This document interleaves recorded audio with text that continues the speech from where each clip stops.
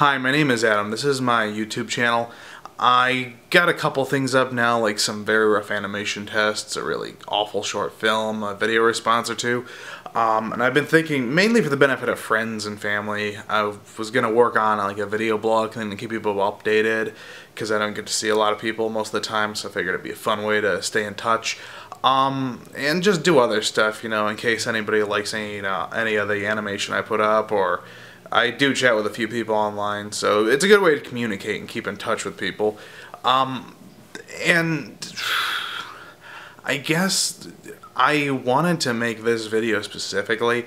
I don't have like one reason or one person this is sort of channeled at or intended for. It's something that sort of has been on my mind for a long time, and then just talking to people this year has not been very good to a lot of people. And it's something that I really haven't necessarily worked through. And I think it's a good topic to talk about and to share, because hopefully this will help somebody, or it will like jar somebody into helping someone else. It's just inspired by the fact that, like I said, not many people seem to be having a good year. I know some friends personally who have had a lot of tragedies. I know I have. And between like natural disasters and family deaths and the financial bullshit that's going on, so I kind of wanted to share this. Like I said, hopefully it'll help somebody. If not, maybe it'll inspire someone to help someone else. Just take it however you will. I wanted to talk about not last October, like this previous October.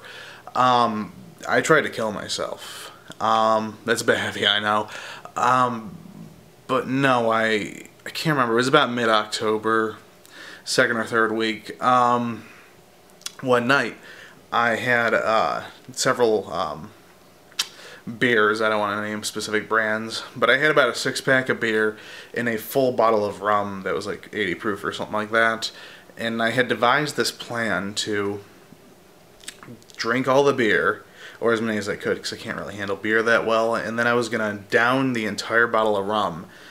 And I had arranged pillows and objects all around my bed, and I was going to lay down, go to sleep, and arrange things in such a way that when I passed out, because if I drank, I used to have a really bad drinking problem. I don't really drink anymore, mainly because of this. But I knew I reached a certain point where I lose all control and I'll just pass out or even black out. So I had tried to set it up in a way that I would black out and be smothered during the night by pillows and blankets and just various things on my bed that, could be on my bed coincidentally. And I think the idea was that I wanted it to look accidental, because I didn't want people to feel bad. I didn't want people to be upset and think that they should have prevented this. And I kind of wanted to become a martyr for my own reasons. I was extraordinarily hurt. The past 3 years, this isn't necessarily comparatively worse than stuff that happens to other people, but I didn't know how to deal with it because I felt so alone. I had family deaths. My grandmother, who basically raised me, had passed away. My family's home, where I spent the first 21 years of my life, got completely destroyed, and 90% of our things were destroyed in the flooding in September from Tropical Storm Lee. I had, just that previous summer, developed a really bad alcohol problem. And I had, as a result of that and other things, between like April and June, almost all of my friends stopped talking to me. And I still don't talk to most of them. Unfortunately, I only have 2 people right now, really, that I spend time with. I anecdotally will meet up with other people, but there's only 2 people I really feel comfortable with, and I've known them both for about 15 years.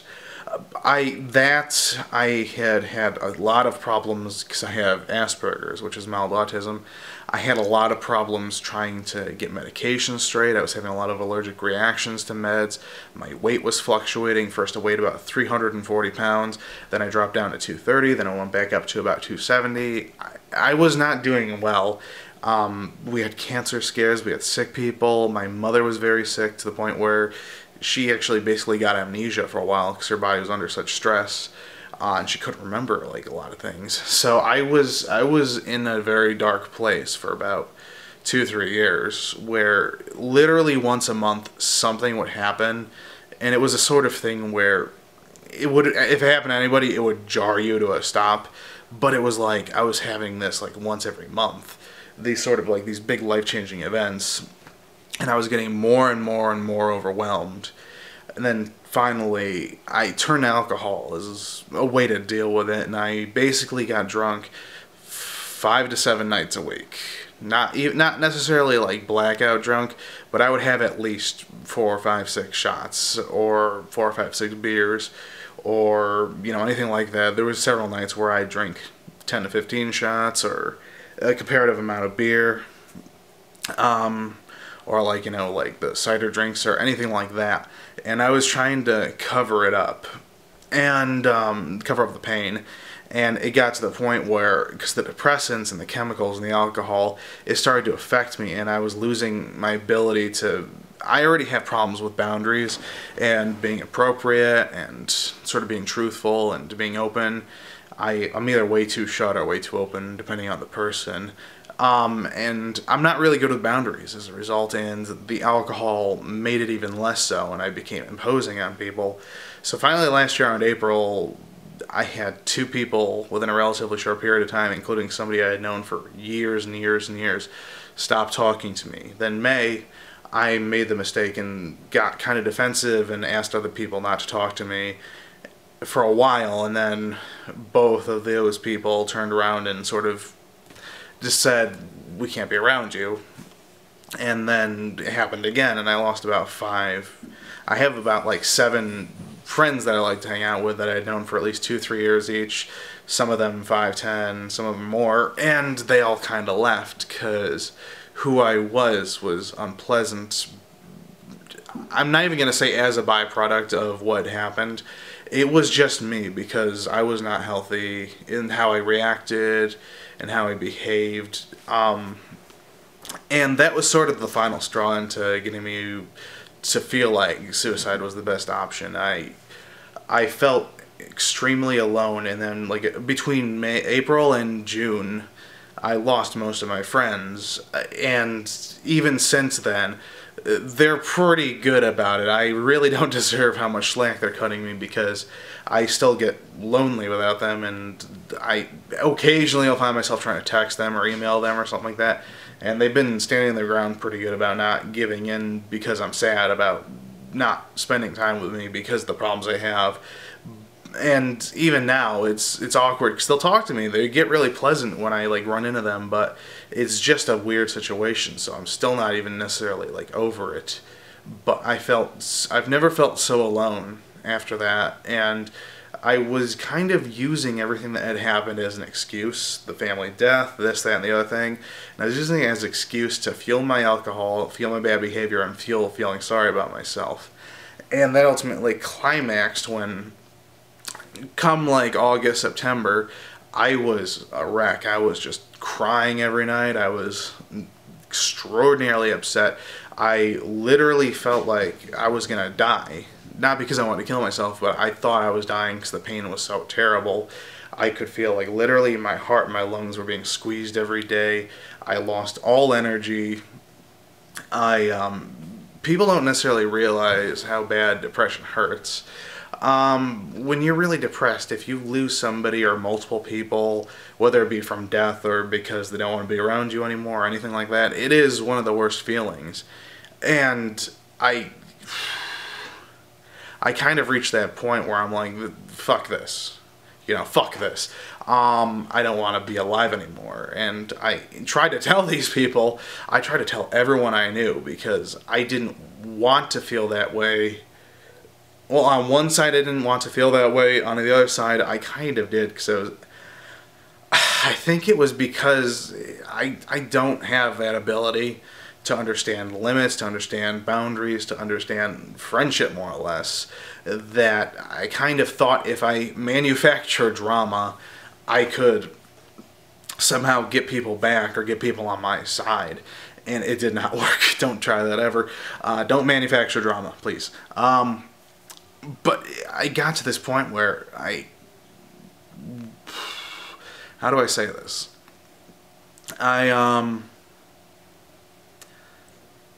Sorry if this is choppy, by the way. I have to do some editing because I don't really have scripts or anything. I'm just kind of freeballing it, and I'm not the greatest speaker, so...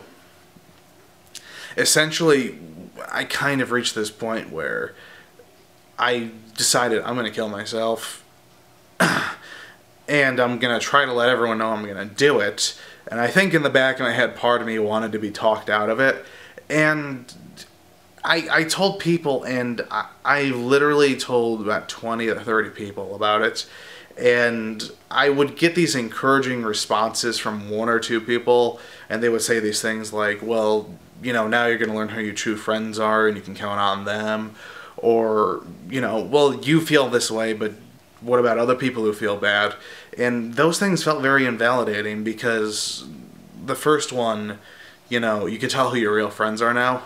I didn't have anyone by that logic. I had two people who expressed vague worry, but they said they couldn't do anything. They're like, oh, well, don't kill yourself. No, don't. That's stupid. Okay, cool. Bye. And so I got like one or two texts or emails, but it was just like them. It felt like it was minimal effort. The other thing that people said, you know, everyone feels depressed. You should think about what you have.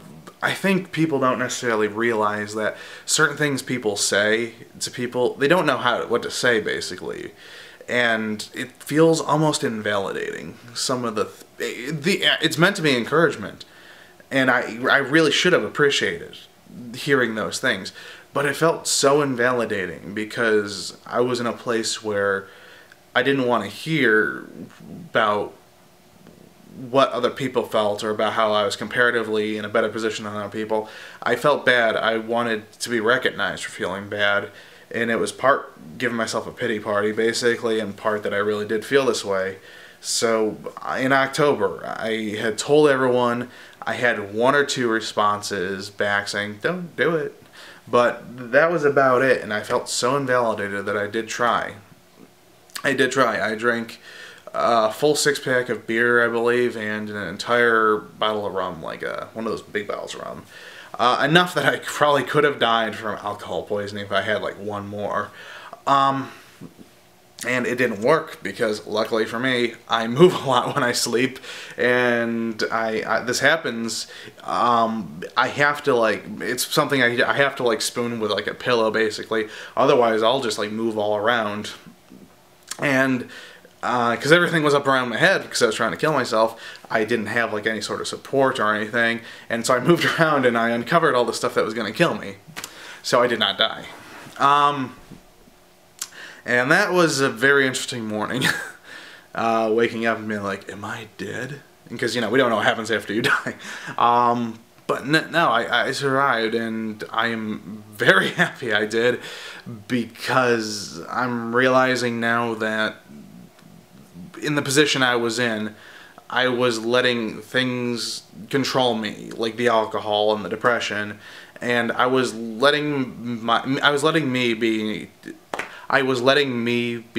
controlled by other forces. I wasn't allowing myself to be myself and to learn and to grow and to get over it. And I think, well, like I said, one of the intentions was I wanted to be a martyr. And because I knew there were people that cared about me even though I didn't feel like it. It's one of those things, your heart and your brain conflict. You know in your heart something is true, but in your mind it's like blocked, or vice versa. Your mind can see something clearly, but your heart won't let you. I knew, honestly, in my mind, that there were people that cared about me and they didn't want me to kill myself. They didn't know how to react, and some of them probably thought it was a ploy for attention, because I had a lot of stuff going on, and like I said, I had some people who stopped talking to me. And I was doing very poorly with handling that, between the alcohol and the stress and putting myself through hell and manufacturing drama for myself, that I think people didn't know how to react. But despite knowing it to be true that people did care, I just didn't feel it. And essentially, the one thing I learned is that part of the reason why I wanted to kill myself is because every day I would tell myself, I would feel my heart being squeezed, I would feel my energy draining, I would feel these tense rushes of anger and sadness, and I would cry like literally every day at least 3-4 times. Even if I wasn't like tearing, I was crying on the inside, and I was just sobbing, you know, to myself. And one of the things I kept telling myself is, I can't take this anymore. I can't take this right now. I cannot deal with this. It's impossible for me physically and emotionally to deal with this. And I think part of the thing with surviving and realizing that I was not being myself and I was letting myself be controlled by things out of my control is, it's okay to not be able to take things anymore, and it's okay to not be able to take things at the moment, and it's okay to be powerless, and it's okay to be sad, and it's okay to really fuck up. And I continue to fuck up. I still find myself occasionally sneaking one drink, although that is my limit. I have told people if they're my presence and it's a special occasion, I'll let myself have a glass of wine. But I know myself to know if I have more than one, it's going to become a problem. So I've limited myself to 3 a year, like in New Year's and stuff like that. I'll have a single drink, and I have to drink it very slowly so the alcohol doesn't all hit me at once. And I still find myself fucking up. I still find myself trying to get into contact every once in a while. Not so much anymore, but every once in a while I find myself still trying to get into contact with the people that asked me not to like hang out anymore, or call them anymore. I still find myself feeling upset about my grandmother who died. I still find myself like walking over to the old house where I grew up and just sort of like wanting to just destroy it myself because I can't deal with the fact that it felt like my memories were gone and stuff like that. And I just really, it's long and droning, I know this video is, but I think I just want to share this in case somebody ever stumbled upon it, and so they can know that if somebody else is really this depressed and is really that sad, because I was sad even though I was manufacturing it for myself, and I still do a little bit, and it's a process to get over that. I just want people to know that they're not alone, and that there is light at the end of the tunnel, as sort of cliche as saying that is. I really feel like I still fuck up a lot, and it's going to be years before I stop fucking up. And in fact, I'm never going to stop fucking up. I'm just going to fuck up a little less over time. But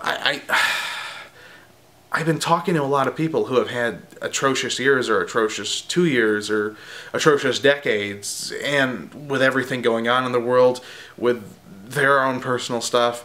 And I think there's, especially on YouTube like this, where you see nothing but negativity, and people fighting, and racism for no reason, and homophobia, and all these disgusting things, and the worst of all, the people who post, I'm in that weird part of YouTube again in the comments. That's the worst thing in the world right now. But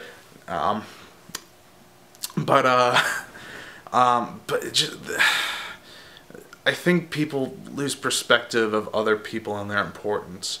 And I'm really hoping if this video, I mean, if it makes you feel better, or if it gives you some perspective, or if it makes you say, hey, I know somebody who feels a little down, I don't want them to end up like this guy, maybe I'll, like, you know, go and have a drink with them like once a month or something like that.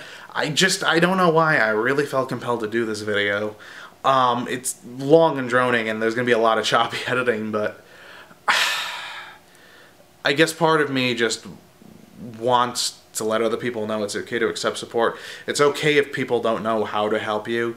You're worth it, and nothing can take that away. You are you. Things will get better. They've gotten better with me. It's not perfect. It's not going to be. But there is nothing that can be solved by killing yourself. And when I tried and I lived, it was... the next day it was awesome. I hope that somebody can take something from this video. I don't know why, but I really felt like I should share the story. So everyone take care. Hopefully I'll have something a little more happy up next time. See ya.